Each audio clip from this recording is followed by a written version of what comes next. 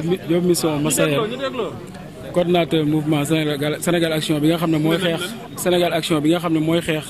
lépp loo xam dafa jëm ci wàllu ak tooñ rawatina li nga xam ne mooy suñu rakk yi nga xam ne yoo am problème mu orientation. léegi dañuy wax rek ne maanaam li état di def dañuy wax ne maanaam lu mu tegul fenn la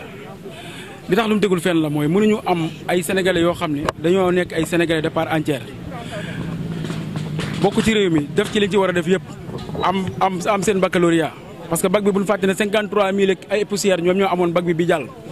mu nekk 35 virgule quelque pour cent léegi 50 si c'est 35 mille yooyu gis nañ ne daanaka mën naa ne plus de 40 000 yëpp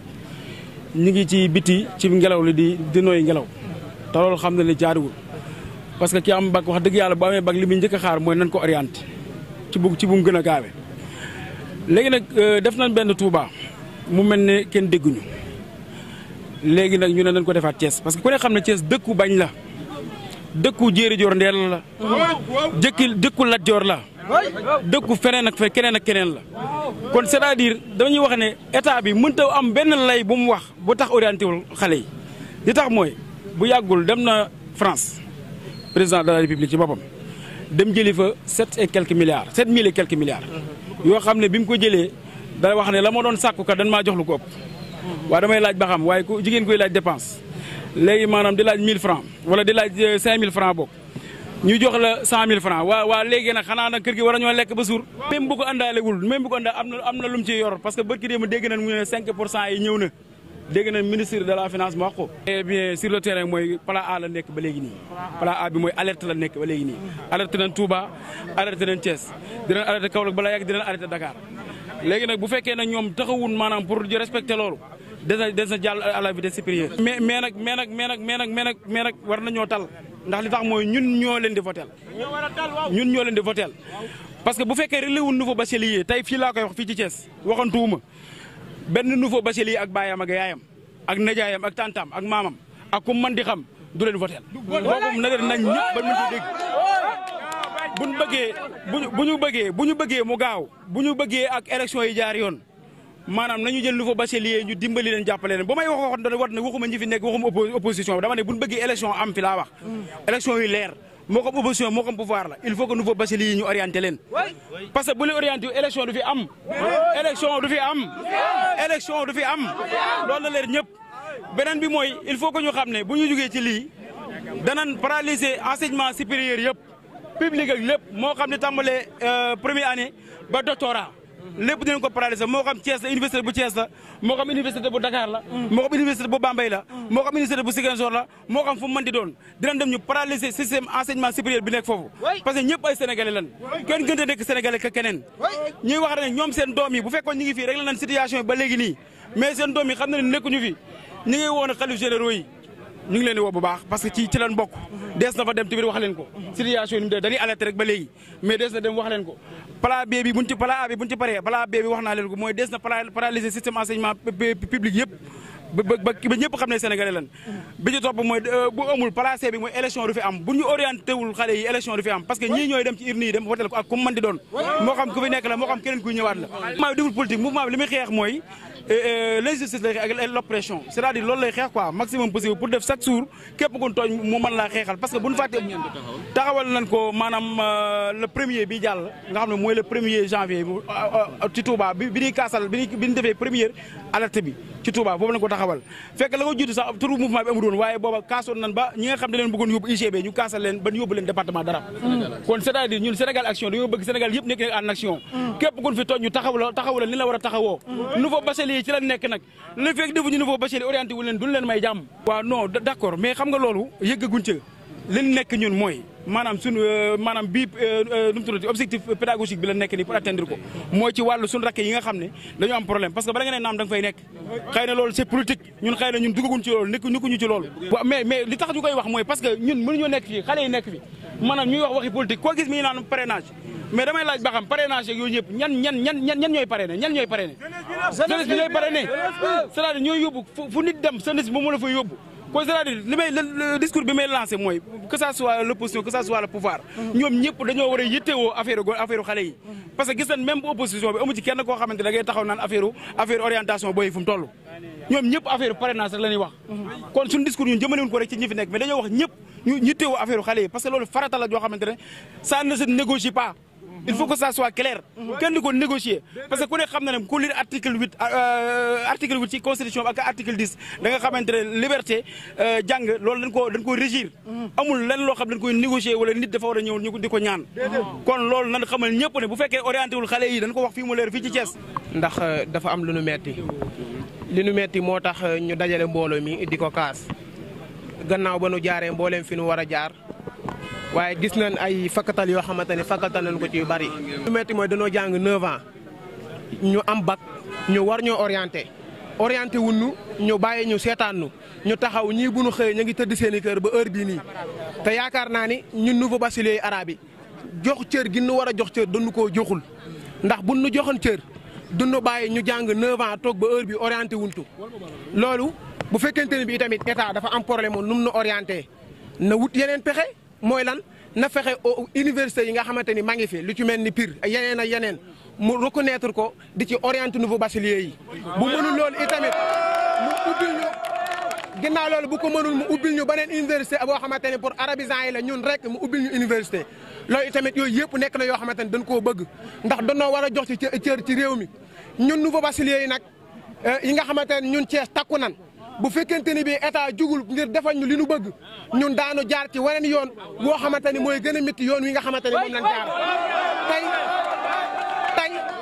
tey ñëwee noon yoon woo xamante ni bi yoon wu tey la jaar ci teg ak tey jaar fi nu war a jaar fépp waaye après buñ dikkaatee duñ jaar ci yoon wii nii kon bu ko defee di waxaat état nanu orienté te bëggun orientation yoo xamante ni dañu koy def orientation yu bon bëggun yooyu nouveau bachelier lan arabe lan bëgg ñu orienté ñu ci bëggun ñu ni yóbbu ay médecine ak yu kenn xamul ndax arabe lan jàng kon bu ko defee ñu xam ni njàng mi ñu gën koo fonk ñun arabisant la ñun arabe la ñuy jàng duñ jàng arabe lu mat fukki at ñu dikk bëgg ñoo jël orienté ñu université yoo xam français doo nga fa nekk loolu mënuñu ko waa étudiants yi nga xamante ni ña ngi ci Thiès ñu orienté mën na ni booy xool 5% la li ñu fi orienté ay arabisants 5% la yi des yëpp orienté wuñ ci kenn day gis ñoo xamante ni bii ñi am d'office te kenn orienté wu leen kenn xamul nu mu toll kon yaakaar naa ne loolu jaaduwul ci koo xamante ni bii dafa toog 9 ans di jàng yaakaar ci loolu noonu bëgg a tekk ci moomu réew kon yaakaar naa ne réew moom war nañ koo xoolaat siggil ko li nga xamante ni moo di suñu si wàcc ñu suñuy wàcc waxul nu liste orientation yi jeex na waaye dañoo gis président bi nga xamante ni ma ngi wàcc discours am bi mu ko wàccee pay tuddul benn yoon wàllu orientation yi bi ñu ko laaj itamit tuddul benn yoon orientation yi waaye bi ñu ko laajee ci orientation nouveau bachelier yi dafa li mu ci wax moo di waxoon naa état pour ñu fexe ba orienté ñëpp ci public yi te ñun public benn filière lañ ci am muy arabe te yaakaar naa ne fees na kon ñun fan la ñu bëgg a yóbbu bu fekkee jaarul yoonu orienté nouveau bachelier yi ci privé yi te bu ñu orienté ci privé yi sax duñu orienté ci privé yoo xamante ni privé yu ñu arrangé la muy lu mel ni Syntec 3 ak Touba ak yu mel noonu dañuy indi ci yeneen privé yoo xamante ne arrangé wul arabisants yi bu ko defee loolu itamit état bi ñu bàyyi ci xel bu baax a baax arabisants yi jamono yi mën nga ni Thiès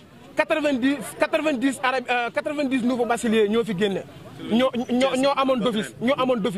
ñi nga xamante ne ñoo amoon oral ña ngi tolloon ci 80 kon bu ko defee loolu lépp ñoo xamante ne ña ngi fi toog boo xool liñ ci orienté ay 15 personnes lay toll loolu jaaduwul ci région Thiès 10 personnes loolu jaaduwul ci yoon gii nii kon li nga xamante ni moo jaadu mooy ñu jox ñu suñu àq mooy orienté li nga xamante ni moo di nouveau bachelier yi. Nous sommes réunis ici pour combattre une injustice qui est la non-orientation des nouveaux bacheliers. On a remarqué que il y a 6 mois ou bien il y a 4 mois, nos frères, nos sœurs ne sont pas encore orientés, alors qu'ils ont fait leur devoir, qui est de passer leurs examens de baccalauréat. Il y en a même d'entre eux qui ont leur mention, même très bien et bien. Donc, ils méritent d'être orientés. L'État, avec ses moyens, avec ses prérogatives, avec le droit que tout un Sénégalais se bénéficie, j'espère que ces nouveaux bacheliers-là ne méritent pas d'être traités ainsi. Donc ce mouvement-là, qui est Sénégal Action, qui est créé depuis le premier de ce mois-là, a fait une alerte d'abord au niveau de Touba. Après, il paraît que les autorités compétentes reste sourde oreille. Donc c'est pourquoi on a jugé nécessaire de venir ici aujourd'hui, ici à Thiès, qui est la capitale de refus. La capitale de bagne, de foule, de jom, de ngor. Qui dit Thiès dit forcément Djeri Dior là, dit forcément le Diop, dit forcément de Mère Samba Yaye Fall. Donc, cette raison-là, qui est une raison symbolique, qui est une raison historique, donc, nous donne beaucoup de possibilités, beaucoup d'occasions de dire aux autorités que vraiment ça suffit. Doy le sec, dafa doy. Si l'État continue de faire la sourde oreille, on va passer à la vitesse supérieure, sans négociation. Parce qu'il y a certaines choses qui ne se négocient jamais dans la vie. Et là, on fait partie l'éducation, l'enseignement. Parce qu'on sait bien que la Constitution régit toutes les choses. Et allant dans ce sens, profondément, on sait que l'article 8 et l'article 10, ces deux articles-là ont régi les droits fondamentaux, qui est le droit de l'éducation, qui est le droit de l'expression. Autant de droits que la Constitution a régi. Donc, si l'État reste sur l'oreille, on va passer à la division. On va paralyser d'abord plan B, on va paralyser l'enseignement supérieur. On reste plus de 4 mois, 5 mois sans s'orienter. Alors, contradictoirement, au moment des inscriptions, à travers Campusen, le ministère de l'Enseignement supérieur a dit que cette année-ci, tous les nouveaux bacheliers s'orientent dans les mêmes dimensions, c'est-à-dire à travers Campusen. Ils ont fait leur demande d'inscription à la fois. C'est-à-dire qu'ils n'ont pas séparé le public et le privé, l'enseignement privé. Donc c'est quoi le problème donc? Après, qu'allons-nous devenir après? Si ces enfants-là, si ces nouveaux bacheliers-là restent sans orientation, j'espère qu'il n'y aura pas des élections. Le département d'arabe, d'accord, mais qu'ils soient orientés aussi dans des filières qui seront à leur niveau. Même si le département d'arabe est plein peut-être d'une part, mais il faut qu'on les oriente. Oui, il faut qu'on les oriente. Parce qu'ils ne restent pas, ces nouveaux bacheliers-là, ils ne peuvent plus rester à ces conditions-là, dans ces manières-là, qui sont pitoyables vraiment, qui sont misérables.